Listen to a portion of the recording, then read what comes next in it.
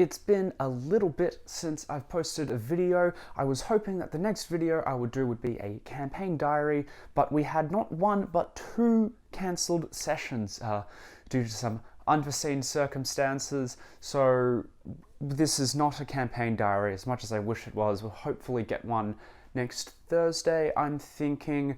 So instead we are going to be talking about some different stuff. Welcome back to Sebastian's Cauldron. Today we are looking again at Lost Mines of Flap Phandelver. It's I'm not a fan of the name, but it's fantasy, the names have got to be a little weird. This video we are going to be looking at part 1, Goblin Arrows, which it's a pretty cool start. I really like it. Goblins are a sort of quintessential bit of fantasy that I think everyone needs to use at least once. And we're going to talk a bit about, we've got an ambush in here, we've got a very big, well not big, sort of medium-sized cave hideout that's used, and there's some cool combat stuff in there, so let's go take a look. Right off the bat, looking in the adventure, you are given some important context, some stuff to set up to get your players hooked into the game. There's boxed text, which the module tells you that you can read aloud or paraphrase. As I've mentioned, I don't like to read aloud the boxed text, but I will maybe highlight a few key things and I'll come up with my own descriptions. Plot hooks, of course, are going to be very important for getting your players invested in at least the first thing that you're doing. The one that the adventure provides is that the party has been contacted by Gundren Rockseeker and his bodyguard, Sildar Hallwinter. Again, fantasy names. Gotta love them. But they are looking for some adventurers, for some people to help escort a wagon of goods from the city of, in the book it's Neverwinter, but you can make it whatever city you want. You can just call it the city. Be vague and evocative. It's fantasy. It works. And you are going to help escort the wagon from the city to the small village of Phandelver. Is it a village? I think it's a town. Town makes more sense. We're going to say town. Now, if you look back at my video on pre-generated characters, the ones from the starter set, you will see that each of them has a little plot hook or something to either hook them to Phandelver or to Gundren Rockseeker himself. I think the dwarf is meant to be like a third cousin or something, which, I mean, dwarves have many cousins in very large family trees, so it's not a very close connection, but still it's something. I think even the noble fighter, the human fighter, is meant to have a sort of background where their noble house is no longer powerful and they're hoping that they can find a source of wealth or some sort of source of power in Phandelver and help rebuild it, something like that. From here, the DM is encouraged to get the players to roleplay, to introduce themselves. You can just do the bare bones basics. My name is Greg, I am a fighter, and you can just do that. You can go on further into descriptions of what you look like if you feel so, but you just want to use this as an opportunity to get the players a little comfortable with this idea of role-playing. It's going to feel weird at first, and that's totally fine. A lot of people probably haven't done this sort of thing before, and you don't really have the muscles for it yet, but it's something that you'll develop on as you play, and it will get really fun. I really enjoy it, obviously. You can use this to get the players to talk about maybe how they know Gundren or why they're in the city and looking for some sort of quest. You can also then do what the module suggests and establish a marching order. I really like marching order because it sort of flags to the players that, hey, something's probably going to come up at some point, so the order of where you are is important, but it also sort of gives the players something to latch onto later on when they realize that, oh, the decisions we made here when talking about our marching order are going to affect what happens in the world later on. It's those sort of little moments of verisimilitude that I think really help to ground D&D into this really fantastic game that you play. It really helps to remind the PCs, the player characters, that the game isn't scripted and things will change based on the things you do, the actions you take and everything, which I think is fantastic. What do we have so far? We've got the box text, we've got reasons for why the party is out adventuring, we have a marching order. The module requires that someone is handling the reins of the oxen, which means at least one person is going to be on the wagon at all times. The others can, I mean, it's up to you if you want the wagon to have carriage space where they can all be in the wagon, or if they're sort of marching along with them. It's up to you really. But it also gives you some detail on the supplies that the wagon has. There's a bunch of salted pork, mining supplies and everything. So a clever player might think that these supplies are probably going to a mine, and given the name Lost Mines of Fingelbooble, they'd probably be right. After all of that has been established, the characters are all comfortable and enjoying things and they're relaxed, that's when you hit them with the ambush. Now, the Goblin ambush, I have run this a couple of times. It's one of my favorite sort of encounters to run, but it's also incredibly deadly and it should be handled with care, which makes it kind of annoying that it's one of the first combats that you'll probably run as a DM, but you gotta just jump into the deep end and sometimes you gotta run before you can walk. As written, the encounter begins when the party notices that the road or the trail, however you want to describe it, that they are on is being blocked by the bodies of 2 dead horses. The horses, upon closer inspection, were killed by several black feathered arrows.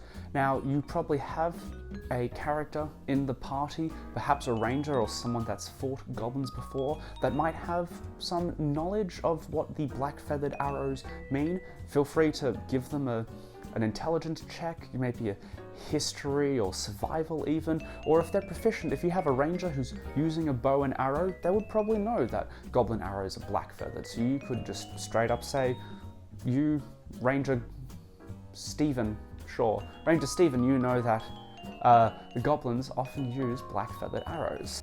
When you say that, this is the best time, if you're using music or something, to put on the combat music and announce that in the thickets on the sides of the trail, you hear some rustling and you hear the sounds of goblins.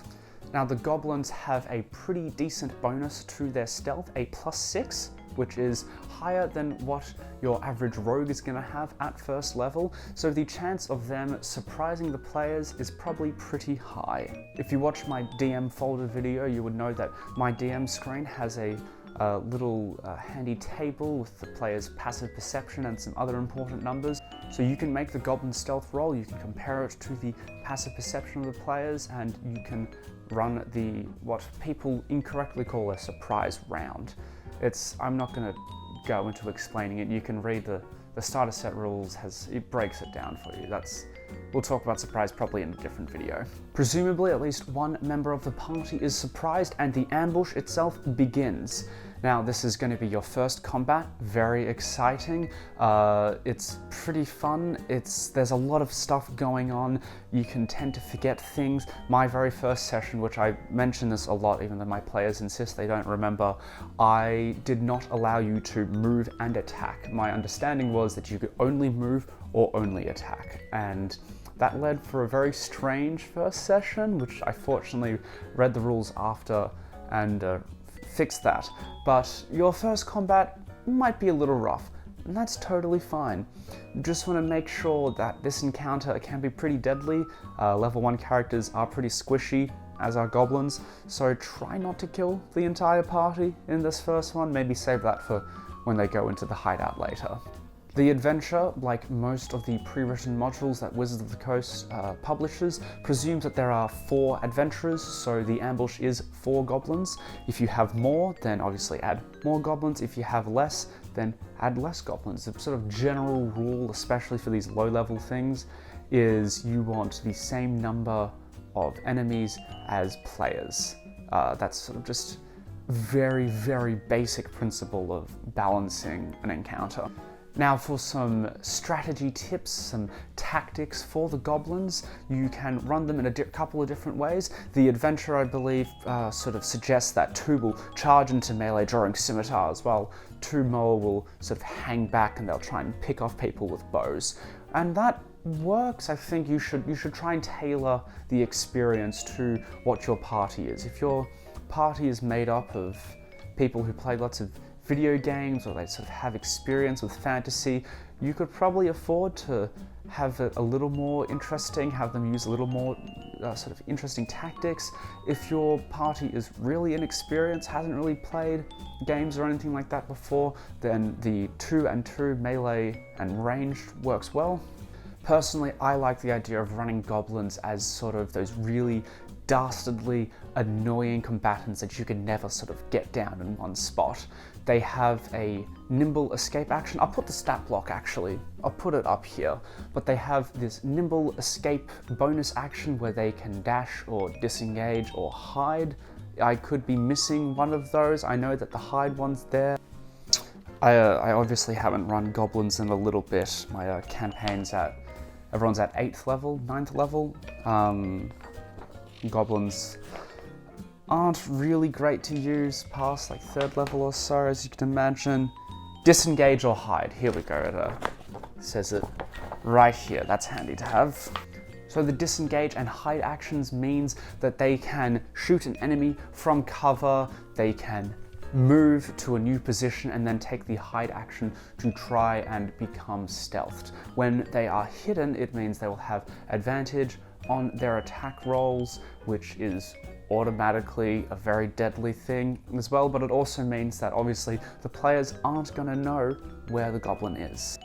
As I mentioned, goblins are pretty squishy, so if they get hit even once, they are probably going to get the heck out of dodge. They'll use the surprise that they have to their advantage. That first round of combat, as I mentioned, will be particularly brutal, but then after that, once they start dropping, they will start running. The module has some suggestions for potential things that could happen in the developments sort of heading. It suggests that if the party is all killed by the goblins, that they are not killed but instead left unconscious, their bodies looted, and the goblins return to their hideout. Which is, that works, that could be cool. I think it'd be really cool if the goblins looted the bodies of the players and then dragged them back to the hideout where they will find Sildar Hallwinter. Maybe there's a prison escape, or the players have to try and convince the goblins to rise up against their evil boss, or simply just try and fight their way out. That could be fun. It also has some suggestions if they capture one of the goblins of the information that they might know, and sort of just general stuff that the goblin could do to help try and lead them back to the cave and maybe not point out the traps that are hidden along the trail. But there are several options, there's different ways, different things that could happen, which the adventure sort of sets out for you, but also it's just good to, you know, sit down and have a think. If you're preparing to run this, have a think of what could possibly happen, what's the best case scenario, worst case, etc. There are of course battle maps that you can use if you are using the grid and you're using miniatures, or you don't even need the sort of miniatures like this. You could use little tokens or gummy bears or something, I don't know. It would be kind of cool to kill the goblin and you could pop it in and eat it, a nice little treat. But you can use pretty much whatever you want. You can find those online, you can get grid paper and you can draw it yourself. You could use something as simple as a whiteboard. If you wanted, you could do theater of the mind and just have the descriptions and imagine everything there. I like using the grid just because I found theater of the mind, I would lose track of where everything was. It was hard for me to keep a bunch of people's sort of positions in my head, which I didn't enjoy, and I sort of like the tactical aspect and the moving around and maneuvering and all that stuff. I think it's really cool. After the ambush, there are two ways that the players could go. They could go straight on to Phandelver, which is not the suggested route, but it is totally possible. If so, they'll miss out on a really cool encounter. But if they decide that they want to pursue the goblins and follow the trail, then the next section, neatly titled Goblin Trail, offers some handy information to you, the DM, on how to sort of run what basically is now an investigation, where they have to sort of look at the shrubbery and look for tracks and everything and try and find where these goblins came from. The trail itself has a couple of traps which the goblins are going to be aware of, the players are not, so this again is going to reinforce the marching order. The person in the front is going to be the one that's going to cop the traps and hopefully spot them, but if not, they're not too deadly. I don't think any of them would outright kill a player, so they should be fine, but they're minor hindrances in a way. After the traps have been dealt with or bypassed entirely, we get to one of my favorite mini dungeons. It's a dungeon, but it's not crazy big, but one of my favorites, which is the Cragmaw hideout. I'll put a photo, I think it's in the thumbnail as well. It's so cool. It's recognizable, it's fantastic, I love it.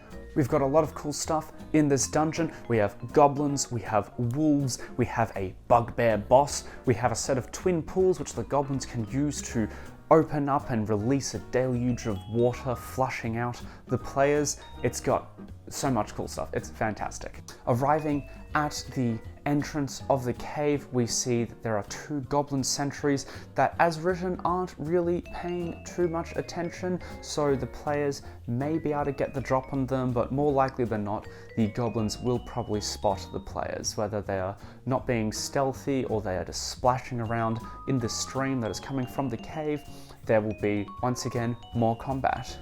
As written, the adventure suggests that the goblins will shoot at the players with their bows through the thickets and sort of engage with them there. That works for me. I like the idea of one of the goblins, when spotting the players, immediately running back into the cave, going to alert the boss and the other goblins. From that point, roll initiative, have the goblins move on their turns, one of them running into the cave to warn the other, trying to lay down some covering fire, and a chase is going to ensue. A chase which then turns into a dungeon crawl. This is again where having a grid is going to be really helpful, so you can easily track where everything is moving. You don't have to think about it. Not even a grid, even just, like I said, a whiteboard and some little markers with vague distances. You don't need to be exact, you really don't. As we enter the cave, there are several rooms. The first one is a sort of kennel. We see 3 wolves that are chained up, snarling and looking very hungry. Now, this is one of the beauties of D&D, is that not everything needs a violent solution. You don't need to charge in and start hacking away at the wolves. You can, and you should reward a player that thinks like this, you can try and tame them with an animal handling check. Animal handling. That's really is that difficult to say? I don't know. But it's a DC 15 animal handling check that you can do, which is sort of, it's medium difficult, not crazy. It could be possible, but if a smart player then thinks if they're hungry, let's give them some food, maybe they have some rations, some salted pork, who knows, then that DC drops down to 10, which will make it a lot easier. So reward that player, give them some inspiration. That's another video. I love giving out inspiration. I think one of my players has like 5 or 6 points of inspiration at the moment, just because I give it out whenever I see fit. But do also know that if goblins come back later and they unchain the wolves, which have been for the most part loyal to the goblins, the wolves will then be hostile again and the players will have to fight them. Unfortunately, no good deed goes unpunished. Inside the kennel, aside from the wolves, there is a little fissure, a little chimney that a foolhardy player could climb up if they wanted to, and if they do so, they will cut directly from the entrance of the cave to the final boss room, which I'm not a fan of. I don't like it. Having this shortcut from the beginning of the dungeon to the end of the dungeon means that instead of fighting your way through and having this last encounter be sort of vaguely balanced for the party, instead you have the last encounter, which is deadly, as well as the rest of the dungeon slowly swarming in as Clark, the bugbear leader, cries out, "Goblins, get in here!" So that could be really bad. That could very, very easily end in a character death. Matt Colville fans out there will recognize that as the Colville screw, the idea of sneaking through, bypassing all the challenges, then making that one fatal mistake that alerts everyone to their location. Oh shit, that's like in the Mines of Moria, Lord of the Rings, when he accidentally rings the bell and everyone comes down. Yeah, there we go. As we go further in the cave, there are more rooms, more goblins. There's a neat little role-playing opportunity in the form of Gimmick, a goblin who wants to take over from Clark's leadership and lead the tribe himself. He offers to parley with the players using Sildar Hallwinter, who has been kidnapped, obviously. because there's always got to be someone kidnapped. He is being used as a bargaining chip. He informs the players to not trust Yimik, and of course he's a goblin, he probably shouldn't be trusted, but let your players do what they want. They can fight, they can parley, they can sort of, again, there are non-violent solutions, but also the module does suggest that if the party does go and kill Clarg, that Yimik won't give Sildar back unless he is then paid a hefty ransom, so probably easier to just kill him, really. Now, Sildar himself has some really handy little quests that he can give a little later on. He's got some good plot hooks in Phandelver. The module gives you some tips on role-playing him and the stuff that he sort of knows. He's meant to be at 1 hit point or stabilized at 0, so he'll probably be unconscious for a little bit, probably until after the dungeon's been cleared, just to be safe, and also so that you don't have to track an extra person in combat who's now helping the players. The second last area is the Twin Pools Cave, which is a super cool little mechanic of the dungeon. I feel as though almost all dungeons need to have not just the enemies inhabiting it, but its own sort of little environmental mechanic. So this is, obviously there are 2 twin pools, which the goblins have 2 discrete systems for opening up the pools and releasing a deluge of water into the cave. Because there's 2 systems, it means that Goblin can open the first pool, check to see if the adventurers have been flushed down, and if not, they can open up the second one. After that room, we finally have the big boss room, the final encounter. We have a bugbear, 2 goblins, and a wolf. This is a pretty, it's not a crazy difficult encounter, but it should feel memorable. I remember when I first ran this cave, and I first ran the bugbear Clarg, one of my friends and players was very frightened of bugbears ever since, because he sort of was targeted and he went down quite a few times, and he sort of put the fear of God in him, which is exactly what you should be doing. I mentioned previously that there are non-violent solutions for a lot of things in D&D, but I think this is one of the cases where a non-violent solution wouldn't work, save for some pretty strong or smart use of magic. Clarg in the module is described as being a little weird. He refers to himself in the 3rd person, which you can sort of play up. It's a fun thing to roleplay this crazy bugbear. But it is also mentioned that Clarg seems to bully a lot of the goblins, which they do not enjoy. So maybe, if pairing that information with maybe a clever player, they might have the idea of maybe unionizing the goblins or getting them to band together to sort of take down the oppressive leader that they don't enjoy working under. They could do that in 2 ways. They could do that through some sort of charisma roll, persuasion or something, but that would probably be a little more difficult than what would just be a display of brute force and power and strength. If they think that the players could rival the strength of Clarg, then they'd probably be more inclined to listen to them. I think that actually happened one of the times that I ran this cave. They managed to convince the goblins that Clarg was the real enemy, and so they had a sort of phalanx group of goblins that marched forward. Clarg took out quite a few of them, which was concerning, but they did eventually manage to defeat Clarg, and then they killed the goblins after, which, I mean, sometimes adventurers just want to kill, and there's nothing you can do about it. As for running the actual encounter, I would say Clarg should focus fire and target one singular character. It's either going to be the biggest and strongest, most heavily armored looking one, like a barbarian or a paladin or a fighter, or, if you're feeling mean, which, you know, sometimes you are, it will be the squishiest looking character. I think when I first ran it, the Bugbear Clarg was targeting, as I mentioned, a friend of mine who was playing a wizard with a very low constitution score, and it was very squishy, which was kind of mean, but also, you know, sometimes he just wants to focus on numbers and not, you know, the glory of battle. In this instance, I would say that the goblin, who Clarg is named Ripper, would target the opposite. So if Clarg's going for the strongest one, then the wolf is going to go for the weakest one, and vice versa. The goblins themselves will either be cowering in fear and sort of shooting from afar, or Clarg might shout at them to get into melee and engage the foes there. So whichever, there's a bit of flexibility for you there.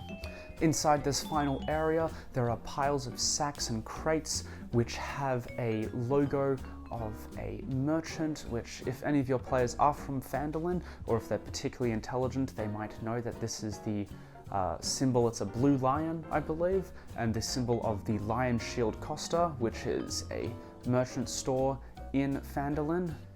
If they're smart, or you can simply tell them, they can return the supplies and they'll probably get some sort of reward, whether it's friendship or gold, or maybe even both. It is very handy to be friends with the merchant, of course.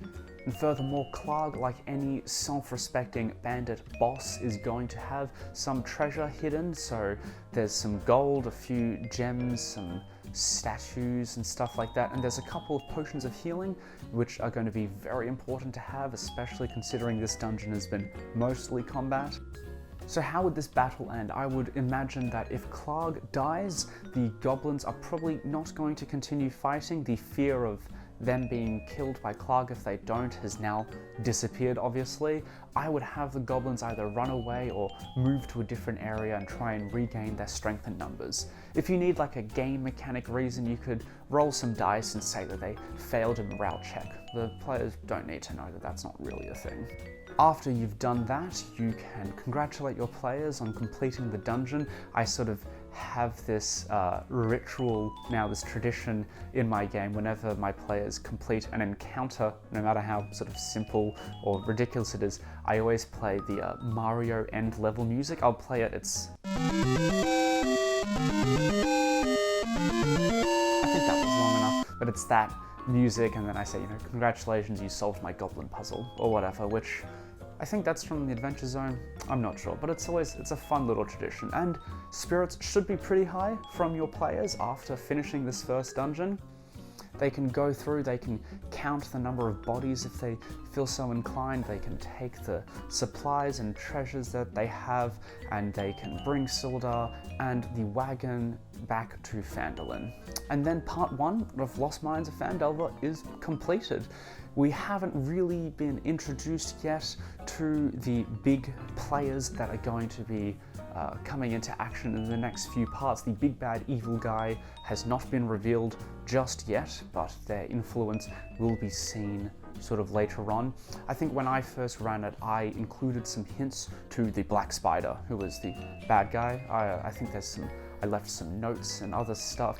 Of course, if you're not planning on running the rest of Lost Mines of Phandelver and everything, you don't need to include that. It's always nice to foreshadow a villain, but if you sort of just wanted to use this as an introduction and see where things go, then you don't need to. You could come up with something else. You could go into a completely different adventure entirely after this. From here, your players should level up to level 2, whether you're using XP, the book suggests that they will get to level 2, or if you're using milestone leveling, then clearing out their first dungeon and defeating their first bugbear is a pretty good milestone, I think. So they'll be a bit more powerful, a little less squishy.